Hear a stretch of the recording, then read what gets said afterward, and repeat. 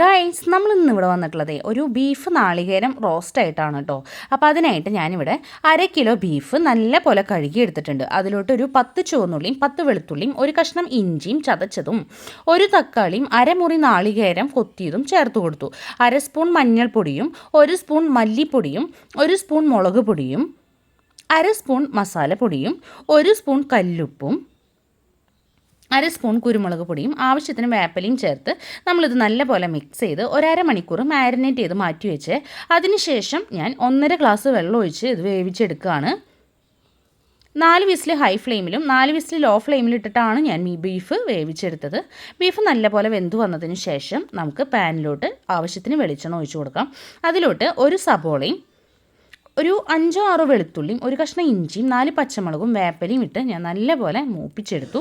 അതിനുശേഷം 2 ടീസ്പൂൺ മല്ലിപ്പൊടിയും 1 spoon മസാലപ്പൊടിയും 1 spoon മുളക് പൊടിയും നല്ലപോലെ മൂപ്പിച്ചെടുക്കുക. മൂത്ത് വന്നതിന് ശേഷം നമുക്കിതിലോട്ട് വേവിച്ച് വെച്ചിരിക്കുന്ന ബീഫും നാളികേരവും നല്ലപോലെ അങ്ങോട്ട് ചേർത്ത് മിക്സ് ചെയ്തെടുക്കാം. ഇത്രയേ ഉള്ളൂ, നമ്മുടെ ബീഫ് റോസ്റ്റ് തയ്യാറായി.